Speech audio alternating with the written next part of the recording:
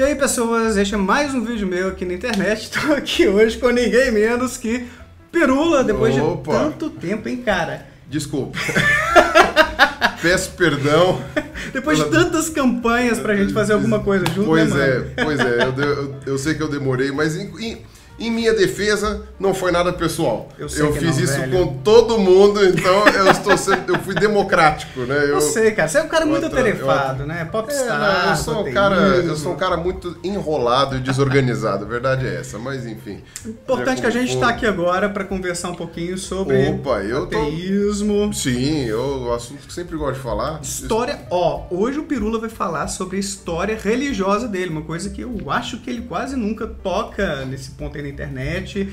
É difícil. Pouco, né? É difícil. Um pouco da sua desconversão. O que aconteceu para ele se tornar ateu? O que ele pensa sobre o movimento ateísta? A resposta pode surpreender as pessoas, mas você vai gostar. Se alguma coisa poderia acontecer para ele mudar de ideia, para ele deixar o ateísmo de lado e voltar a ser crente. Olha só, é mais ou menos por aí a pauta. Nem um cadinho de ciência também, né? É bom. Não falar de ciência com você é desperdício, né, mano? Ah, que bom. Mas você também, rapaz. Você também, você fala de ciência pra caramba. Você é mais cientista que eu. Você tá trabalhando com linha de pesquisa? Eu não tô mais. Eu sou só um divulgador científico. De vez em quando o pessoal me convida pra uma coisa ou outra, mas eu não tenho. Você tá com linha de pesquisa, rapaz. Você tá. Só de leve. Você tá publicando artigo international, peer review. Pô, você tá fazendo um negócio bom. A gente tá aí, estamos conciliando as coisas aí. Como pode, né, Pirula? Mas aí, cara, vamos começar por um ponto básico. Antes disso, na verdade, deixa o joinha aí, se inscreva no canal se não é inscrito ainda. E se for possível, torne-se membro aí, dá aquele apoio sempre. Ativa o sininho. Ativa o sininho. Dá uma olhada aí no IPA, nosso Instituto Ponto Azul, se você quer desenvolver seu pensamento crítico. Eu ia falar que eu gostei muito dessa sigla. Ficou bonitinho, né? IPA. Eu achei bem sugestiva, muito sugestiva. Eu adorei, cara. Adorei. Clica aí embaixo para conhecer o projeto, pra você fazer cursos com professores bem qualificados, para se conectar com gente que valoriza a ciência, desenvolver seu pensamento crítico. Enfim, tá massa. Clica aí, pra vocês darem uma olhadinha depois aí. Pirula, começando do começo. Você nasceu numa família religiosa? Se sim, era de qual religião? Conta um pouquinho essa história aí. Olha, eu sou, pelo que eu vi já de que você contou, no meu caso é bem parecido. Eu não venho de uma família muito religiosa no sentido de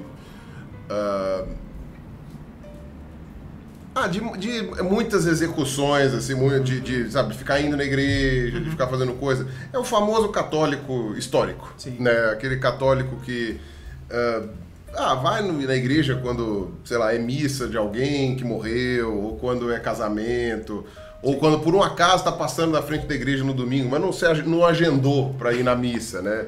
Não não comunga, não vai se confessar, é aquela coisa, tipo, o católico não praticante, ou pouco praticante, que é o mais comum, né? Não vou mentir, né? Meu pai, até hoje, ele é de São Judas, que é, enfim, vai todo mês, vai uma vez, né? Acho que é dia 28, né? Vai lá em São Judas, tal, rezar, fazer as coisas assim, que é uma tradição que veio da mãe dele e tal. Mas a parte dessas coisas, né? Se você for ver, não é algo... Vocês não sentavam para ler a Bíblia juntos?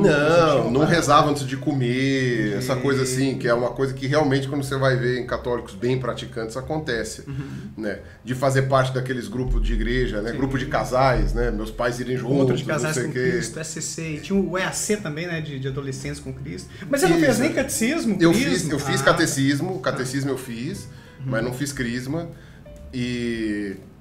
Então eu sou batizado e tenho... o batismo veio quando eu era bebê, então não escolhi. Conseguiu... Não tive muito como reagir. Eu chorei, bem que eu chorei, mas... Se manifestou ali. Mas não deu muito certo, não. Mas seja como for, mas é interessante isso daí, né? E aí depois eu fiz a primeira comunhão, mas... Essas coisas sempre foram conversadas de uma maneira assim, e não é nem um catolicismo, muito catolicismo, né? Eu até brinco assim, que a minha mãe é meio espiritólica, né? Ela é católica de formação, mas tem alguma coisinha,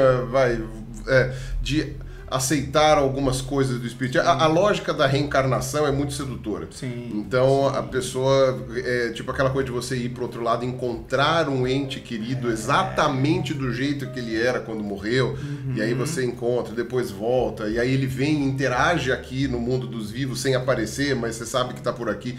Então tudo isso daí é bastante, como se fala? É bastante... reconfortante. Não vou dizer reconfortante, vou dizer que é uma ideia sedutora mesmo, Sim, é uma ideia sim. que te abraça, né? Atraente, essa é a palavra que eu quero falar, uma ideia muito atraente. Então, no final das contas, acaba que isso... Agora, eu tenho parentes de outras, sei lá, primos, até primos mais próximos, primos mais distantes, tios de segundo grau, primos de segundo grau, terceiro grau, que aí tem outras religiões, aí tem evangélico, tem não sei o quê. Acho que ateu talvez seja só eu. talvez seja só eu. Nunca conversei com todo mundo pra saber, mas eu acho que ateu mesmo. As pessoas não têm a plaquinha aqui, né? Sou ateu, então passam despercebidas muitas vezes. E às vezes são e não contam, né? Eu não quero. Estão no armário ali. Ou são e não sabem. Porque também tem esse caso, né? Sim. A pessoa que vai, né? Até eu fiz um vídeo e você respondeu, né? Sobre o ex-ateu. Sobre o ex-ateu. Eu falo, às vezes a pessoa é ateia, mas ela fica se forçando a achar que acredita, né? Não, eu vou lá e rezo. Mas você reza pra quê? Você sente que tá rezando? Ah, eu rezo porque tem que rezar. Né? O meu irmão é meio assim, cara. Você já parou pra pensar que talvez você não acredite? Assim, não, imagina. Então, eu acho que meu irmão é meio assim, viu? Meu irmão do meio, ele fala, às vezes eu faço uma oração ali, tudo, vou à missa com a minha esposa, mas não sei se eu acredito. Ele é, no mínimo, um agnóstico, me parece, sabe? Eu oscilo um pouquinho ali. Mas você teve fases de ser mais devoto, de fazer orações e acreditar e... Eu fazia orações... meio que porque foi ensinado. Tá. Antes de dormir, assim, rezar um Antes de dormir, eu acendia o abajur, fazia aquela coisa, né? Lia os livrinhos que me deram no catecismo. A minha mãe tinha me ensinado o Pai Nosso, essas coisas assim, que é o mais básico, né? E aí no catecismo aprendi Ave Maria, aprendi o credo, né? Crendo em Deus Pai Todo-Poderoso, Criador do céu e da terra, não sei o que, não sei o que. Enfim, já não lembro mais todo o credo, né? E ele varia minimamente, né? Dependendo da cidade que você faz, mas seja como for, é o credo católico, né? Que aliás é muito mais relevante do que as pessoas pensam, né? Se você for ver do ponto de vista de fé católica, né? É bem louco, né? É um dos únicos que conta que Jesus foi pro inferno buscar as almas. O credo católico conta. Isso não tá na Bíblia. Isso não tem na Bíblia. Não tá na Bíblia isso. Não. Quer dizer, tem sugerido na Bíblia. E o resto é livro apócrifo. Ou tradição católica. Certo. É bem interessante. Tem coisa que provavelmente aconteceu com você também. Você foi descobrir isso depois de ateu já, né? Sim, com certeza. De você realmente ter idade. Porque eu era criança. Eu devia ter o quê? Uns 11 anos. Nem isso, talvez. Talvez 10 anos, quando eu fiz a primeira comunhão. Então você lê e você papagueia. Você não fica questionando muito. Sim. Eu acho que eu tinha uns 10 anos, 10 para 11 anos. Não me lembro agora. Então ele chega e fala assim, como é que é? Foi crucificado, morto e sepultado. Desceu à mansão dos mortos. Desceu à mansão dos mortos, no terceiro dia ressuscitou. Então, e por que ele fez isso? Porque ele foi lá buscar as almas para levar pro céu. Porque antes não tinha. Antes de Jesus, você ia pro Sheol lá e ficava lá. E não fazia mais nada. Ficava lá paradão lá. E tinha uma figura que na Bíblia não deixa claro quem é, né? A gente estipulou depois que era o capeta, mas, tipo, a Bíblia não deixa isso muito claro, né? Só o Apocalipse fala umas coisas lá, mas, tipo, você era lá e ficava lá. Você ficava lá, não tinha muito o que fazer. Aí veio Jesus e falou, não, se você quiser, você me segue, você vai pro céu. Ah, legal. Antes de a gente chegar na desconversão e nos argumentos, nos motivos por que você é ateu, tem uma treta, a comunidade ateísta, não sei se a gente pode falar assim, um cenário ateísta é meio dividido no Brasil e no mundo sobre a existência de Jesus. Você podia falar rapidamente sobre isso, cara? Eu sei que você fez uma live recentemente com o Reinaldo, sobre esse tema, mas eu não assisti ainda, cara. Então... É uma live bem interessante aquilo lá, mas é para repetir argumentos que também já foram dados. A gente tem, isso é algo que eu tento fazer, né? Quando é uma área que eu não sou especializado, eu vou pelo consenso. Né? Eu não vou ficar questionando a ciência das pessoas que fazem, mesmo sabendo que eventualmente tem algumas áreas da ciência cujo consenso tá errado. Tá com uma cara meio esquisita. Mas não sou eu que vou ficar chafurdando isso daí, né? Em algum momento vai mudar o consenso, caso isso seja... Mas enquanto não muda, ou se é que vai mudar, às vezes não muda, mas eu vou no consenso quando é uma área que eu não tenho domínio ou que eu não conheço. Tá, não tô ali para ficar defendendo uma ideia disruptiva, alguma coisa assim. O consenso diz, Jesus existiu, ponto. Tá? Dentro do mais próximo do que se pode afirmar de uma figura histórica daquela época, pipipopó. E se você for levar em conta que ele era um pobre coitado, que veio do nada, que foi crucificado e morto num lugarzinho que era irrelevante para o Império Romano, e que não sei o que, até que a gente sabe muita coisa dele. Né? Então é interessante. Agora, isso é uma coisa até que eu tuitei esses dias, eu tenho muito medo quando cai, quando me falam de um cientista ou de um pesquisador, ou uma pessoa que tem uma ideia muito diferente do consenso. E principalmente essa pessoa é muito midiática. Porque eu tenho medo de cair, né, num Ricardo Felício da vida, né? Para quem não sabe quem é Ricardo Felício, é um cara que ficou famoso, é um professor da USP, que ficou famoso por negar a mudança climática e fazer um estrago violento, falando um monte de falácias e absurdos que 99% dos colegas dele, climatologistas, acham absurdas. Não é só que eles discordam, eles acham absurdas. E o Ricardo Felício, além de tudo, ele é uma pessoa que tem um currículo de nada. Ele não faz pesquisa. Então o que ele faz é papagaiar. Só que quem não é climatologista, quem não é meteorologista, essas coisas todas, ouve... Compra a ideia dele. Vai comprar porque nunca leu nada sobre isso, não tem os contra-argumentos, não sabe, não sei o que. Muitas vezes os outros pares, né, os pares que... Por exemplo, nenhum professor dele concorda com ele. Tirando o que orientou ele, e ainda assim eu acho que talvez não concorde de tudo.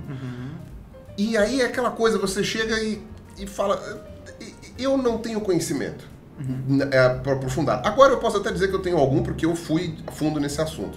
Mas no que diz respeito à historicidade de Jesus, eu não tenho aquele conhecimento profundo para poder saber o que o consenso diz que Jesus existiu. Então, eu tive meus questionamentos. Certo. Eu tive questionamentos, inclusive, muito anteriores. Né?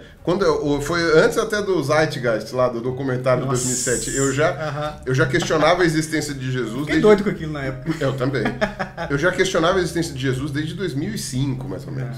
Tanto é que eu cheguei a pescar uma ou outra coisa do Zeitgeist que não estava lá muito exata no que diz respeito a mitologias. Mas, ao mesmo tempo, eu falei, putz, o resumo que eles fazem é incrível. Mas, seja como for... Eu não durou muito a minha fase ajesuística, né, digamos assim. Miticista que eles falam, né, que entendem que Jesus foi só um mito. Foi só um mito. Não tinha nada de histórico ali naquela história. O que eu entendo é isso. Eu tenho medo de pegar uma pessoa que seja essas miticistas, que é um outsider, uma pessoa fora do contexto. E assim, geralmente, se você é um cara que tem uma ideia disruptiva ou muito inovadora com relação a algo dentro da ciência, e a história é uma ciência, quando você coloca esse tipo de coisa, você vai estar mais preocupado em convencer seus pares do que convencer a mídia. Sim. Geralmente.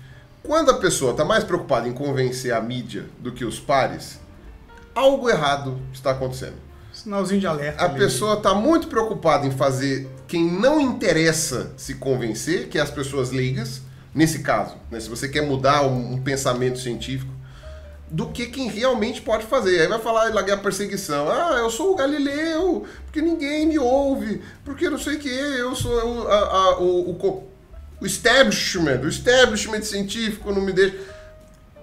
Calma lá, a gente sabe que a ciência não é um mar de flores, a gente sabe que as universidades, os professores são bastante apegados às suas próprias ideias e muitas vezes têm dificuldade de mudar. Contudo, você tem que ter uma argumentação válida e uma argumentação que faça sentido e que esteja embasada dentro do método daquela ciência. Né? No caso, é uma ciência histórica, é uma coisa até que tem algumas coisas bem parecidas com a que eu trabalho. Né? Né? Exato. E aí, quando você vê, eu cheguei e falei assim, cara, tá ok, eu acho que esse pessoal miticista deve ter alguma coisa bem errada. Alguma coisa que não tá, ou tá forçando a barra, ou algo assim. Por exemplo, eu já vi gente que diz até que Paulo de Tarso talvez não tenha existido, e isso pra mim me soa muito esquisito. Ou que ele que criou tudo. Né? A gente sabe que ele foi o maior marqueteiro de Jesus, mas tipo... É um pouco bizarro porque você pega vários documentos que depois vieram a compor a Bíblia, que foram escritos em diferentes momentos, com estilos de narrativa diferentes, com contradições, que fica esquisita essa ideia de que foi tudo uma armação do Império Romano para controle de massa, enfim. Tem várias... Do Império Romano não faz sentido nenhum. Ser uma armação do Império Romano não faz sentido nenhum. Que é uma linha de... Nitidamente o Império Romano estava se ferrando na mão do cristianismo, ele resolveu abraçar o cristianismo para evitar um colapso maior. Mas, assim, em linhas gerais, né? Talvez alguma pessoa especialista em Império Romano aí esteja tirando as calças pela cabeça, mas eu estou falando que, no sentido de que aquilo foi maior do que Roma, Roma ia colapsar e tentou atrasar um pouco esse colapso abraçando o cristianismo. Não interessa se o Constantino se converteu com sinceridade ou não. Mas, então dizer que o cristianismo foi criado pelo Império Romano cara, fora da casinha. Como o Bart Ehrman, nos seus livros, não sei se você conhece esse autor, foi com ele que eu entendi. A gente fala. Que eu entendi um pouquinho dessa treta toda no livro dele, Jesus Existiu ou Não. Ele fala, tem essa galera aí, os miticistas, eles são minoria na academia, como você falou, são outsiders, parece que estão longe de ser o mainstream, né? E quando você fala de consenso, eu acho importante dizer, não quer dizer que todos concordem com a tese da historicidade de Jesus, mas no sentido de ser uma tese forte, sólida bastante pra gente falar que existe um consenso científico. Eu tenho um exemplo na minha área, que eu sempre gosto de dar, que é assim, sempre chamou atenção a similaridade das aves, do esqueleto das aves, com os dinossauros carnívoros. Desde a época do Darwin. O pessoal que tinha acesso ali a fósseis mais bem preservados sempre ficava... Foi esquisito. Você falava, pô, é parecido. Mas faltava aquele clique, né? Chegar e falar assim, e eles entendiam a evolução de uma maneira um pouco diferente, não tinha genética e tal, essas coisas. Então vai. Mas teve uns que bateram na trave lá e não chegaram a cravar e falaram assim, não, deve ter vindo dos dinossauros e tal. Mas o que acontece? Quando começaram a encontrar fósseis mais bem preservados, né, inclusive fósseis com penas preservadas e tudo mais, isso lá pelos idos final dos anos 80, começo dos anos 90, começaram então essa ideia mais fortemente, né, inclusive até no Jurassic Park mesmo, né, aparece a sugestão que o Dr. Grant dá lá, porque o Michael Crichton se inspirou em pesquisadores naquela época que já estavam falando que as aves vinham dos dinossauros. No caso, elas são dinossauros, mas na época, eu estou falando como era o pensamento na época. E você tinha um pesquisador, que era o Feduccia, que ainda tem, ele está vivo ainda, que sempre foi contrário à ideia de que as aves são dinossauros. Sempre foi contrário a essa ideia. E ele apresentava vários argumentos contrários. Esses argumentos foram sendo desmontados um a um à medida que foram sendo descobertas novas evidências, né, de desenvolvimento, genéticas e tal. Eu não vou abrir aqui o leque de como que isso daí aconteceu, até tenho isso comentado em alguns vídeos do meu canal. Mas, como era um começo de uma proposta, digamos assim, esses questionamentos desse cara, que era o outsider, foram extremamente relevantes, porque eles estimularam o lado mainstream, digamos. O lado que não era nem o mainstream, né? Eu não posso dizer isso porque na época estava começando, mas aquele que estava convencendo mais pessoas a pesquisar mais. Isso reforçou a ideia das aves como sendo dinossauros, porque tentando refutar o Feduccia, eles mostraram que eles estavam mais corretos. E o Feduccia, tentando refutar os outros, se enrolava cada vez mais, mas também de vez em quando sugeria uma outra coisinha interessante que falavam, pô, isso aqui ele pegou um troço aqui que a gente não tinha visto. No fim das contas, as ideias do Feduccia estavam erradas, né? Pelo menos dentro de tudo que a gente consegue. Não, as ideias do Feduccia estavam erradas, isso a gente pode meio que afirmar, mesmo usando o método científico de uma maneira mais popperiana, a gente pode afirmar que estava errado. Só que o Feduccia depois, aí ele virou o velho teimoso. Porque aí, assim, ele não quis se convencer. Deu a braça a torcer. Então ele continuou publicando. Aí veio um monte de sandice. Aí começou a vir sandice. Começou a vir uns argumentos tudo atropelado, tudo coisa. Aí agora ele é um velho doidinho. Agora você vai... tipo, os últimos artigos, ou livros, ou comentários, ou coisas assim que vieram dele, e de um ou dois alunos dele lá, que coisa... Você pega a massa e joga no lixo. Se ele tivesse encontrado evidências de que ele estava com a razão, e a galera, por mais que tinha ali alguns indícios de que houve essa evolução das aves a partir dos dinossauros, as pessoas iam aceitar. A ciência, ela vai se modificando conforme novas evidências vão surgindo, e é isso aí. O negócio é que, como o Sagan sempre ensina, a gente tem que ter essa postura cética quando chega um cara, uma mulher, com uma proposta, uma tese totalmente diferente daquilo que está mais consolidado. É natural. E depois que aquilo ali é testado, colocado à prova, se sobrevive e mostra que é uma explicação melhor, aí a gente vai mudando o paradigma, né? E é aquilo que eu falei. Você consegue detectar quando a pessoa está sendo bem intencionada e ela está gerando um questionamento válido. Certo. Ou quando a pessoa está só querendo causar. Certo. Você consegue ver. Como eu falei, se você quer convencer as pessoas que o aquecimento global não está acontecendo, você vai fazer isso na academia, não no Jô Soares. Entendeu? Você pode até ir ao Jô Soares, mas não deixa de fazer isso na academia. Não, exato. Faz parte Publica, também. Faz as publicações. Não tenta publicar só na revista que você é o editor e tenta depois engabelar o negócio para tomar processo administrativo por fraudar o currículo. Não tenta fazer essas coisas. Eu não estou falando de ninguém aqui. Ninguém. Né, de ninguém, mas enfim. Não tenta fazer esse tipo de coisa. Tipo, usa os argumentos, faça pesquisa, pega os dados. Teve vários pesquisadores climatologistas que há 15 anos atrás, 20 anos atrás, eram céticos, né, da mudança climática, foram lá, pegaram os dados, avaliaram eles mesmos e fizeram as análises, fizeram isso aqui, babá, e depois de 1 ou 2 anos falaram assim, não, tá esquentando. E a variável? Não, a variável humana é a única que explica isso aqui. Ciência é uma delícia por isso, né? Você vai lá e demonstra, tem as evidências, você vai lá e coleta os dados e vai encontrar. Se os dados são públicos, você consegue. As conclusões são parecidas, né? A não ser. Agora, por exemplo, também tem ciência histórica é cheia disso, né?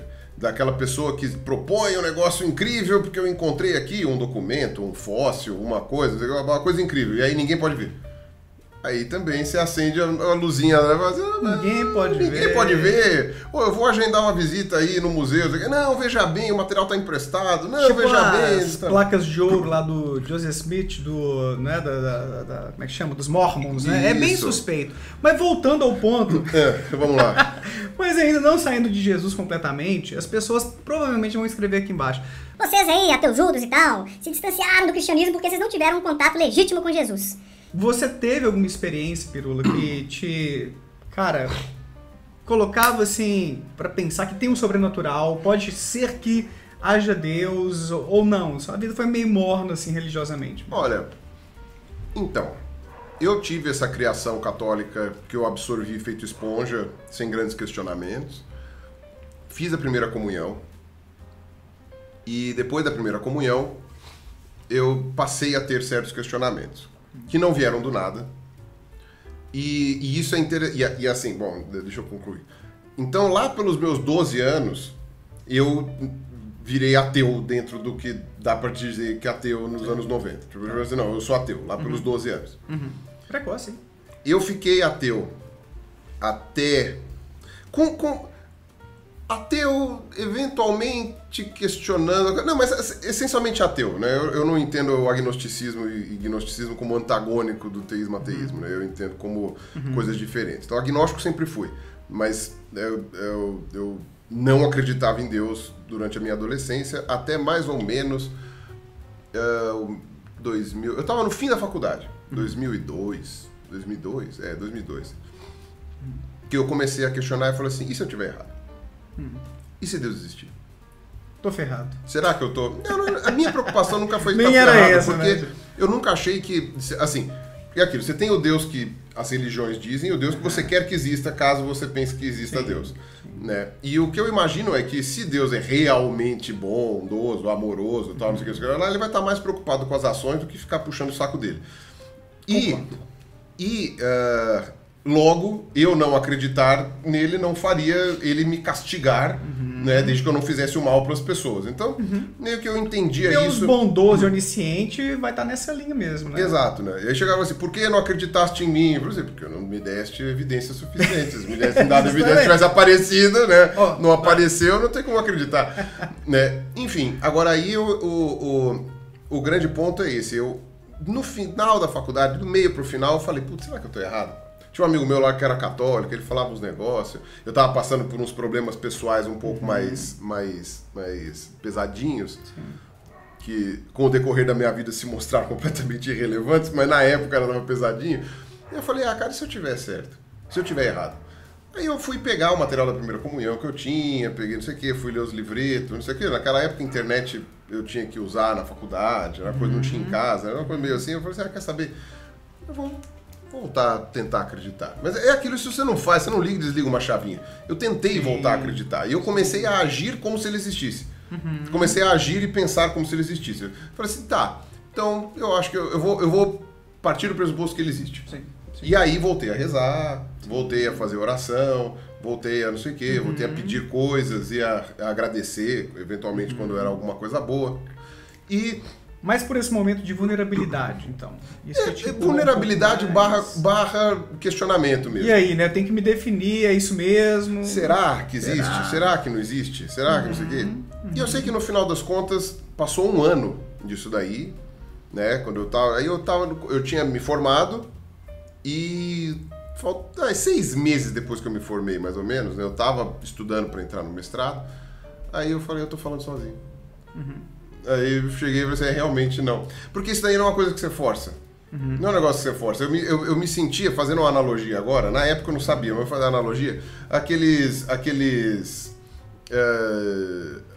judeus da Península Ibérica, durante o finzinho da Idade Média, que eles tinham que ir na igreja, tinham que comer linguiça, tinham que fazer as coisas para ninguém descobrir, e aí quando eles chegavam em casa eles abriam a Torá e tal, não sei o quê. Eu ficava me sentindo isso, eu falei assim, eu tô forçando uma barra. Entendi. Eu não acredito. Não adianta forçar a barra pra acreditar, entendeu? E aí era isso que eu sentia, aí voltei a... Então você não teve uma experiência muito forte, assim, que te convencesse do contrário, e você também não teve algo que te jogasse tão fortemente pro ateísmo também, né? Algo assim, tipo, cara, eu tive uma aula com um professor sobre evolução e aí isso chacoalhou a minha crença no criacionismo. Não teve algo assim de impacto, nem pra... Criacionista nunca fui. Tá. Eu sempre achei o mito da Arca de Noé muito interessante, mas criacionista nunca fui. Tá. Eu sempre gostei de evolução, né? O dinossauro me pegou desde o começo. Desde criança, assim, você já curtia essa? Já. E bicho, essas coisas. Eu gostava de monstros, esses negócios, né? Dragão, pá. Então, e aí meio que o criacionismo ele já bate de encontro com seres fantásticos também, né? Tirando os Nephilims lá, mas aí é outra coisa. Mas enfim, criacionista nunca fui. Ainda que eu achasse interessante o mito da Arca de Noé, mas é porque tinha muito bicho. Eu sempre gostei muito de zoologia, então, né, quando tem muito bicho é uma coisa que chama atenção. Mas eu tive sim alguns eventos que me fizeram dar o start do questionamento. E esses eventos eu não vou te contar. E me pergunte por quê. Por que não vai me contar? Por quê? É meu ponto de falsibilidade. Acho que eu já ouvi você falando sobre isso. Tipo, se alguém descobrir isso, é porque tem algum poder paranormal. Alguma coisa tem. Alguma coisa tem. Entendi, só eu sei. Entendi. Não vou contar pra ninguém, porque se alguém chegar pra mim, foi assim, assim, assado, tá, okay. Você sabe, tem alguma coisa aí, né? Okay. E não é uma coisa que eu acho, pelo menos eu quero acreditar, né? Dentro do que eu vi, que não é algo que seja legível por leitura fria. Tá. Porque são coisas muito específicas e muito particulares que a pessoa não poderia só chutar assim e falar assim, não, porque você passou por não sei o que. Aquelas coisas meio genéricas, né? Sim. De quando você vê, não, você de vez em quando tá triste, mas também fica com raiva, você não sei o que. Você passou por uma doença, não, porque no seu casamento, sabe aquelas coisas que é tão provável que a pessoa tenha passado, tá? Não, são coisas muito específicas que eu resolvi deixar assim. Eu falei assim, olha, não vai fazer diferença eu contar ou não, e pra mim tá guardado. E aí, se um dia, né, eu tiver alguma evidência disso, de alguém chegar e, por exemplo, tá, ok, agora eu estou com medo. Estou com medo. Mas esse foi o meu ponto houve, então, alguns elementos. Agora, se for pro lado científico, de fato, né, ainda que não tenha sido a ciência que me fez questionar a religião como um todo, porque até aí você pode ter enfim, a evolução não te impede de ser cristão. Mas o questionamento com relação à divindade de Jesus e a existência de uma divindade, esse questionamento independeu do meu amor pela ciência ou por coisas científicas. Aí a ciência depois veio para reforçar todas essas coisas e deixar tudo de uma maneira mais redondinha na minha cabeça. Eu tenho sentido na vida, eu sei quais são os sentidos da minha vida, e eu sou uma pessoa extremamente depressiva. Quem criou a vida? Por que precisa ser um quem e não o quê? Eu acho que O Cortella chama de religiosidade. Ele fala, Cara, ele fala que é uma religiosidade, né? Quantos anos você tem? Por quê?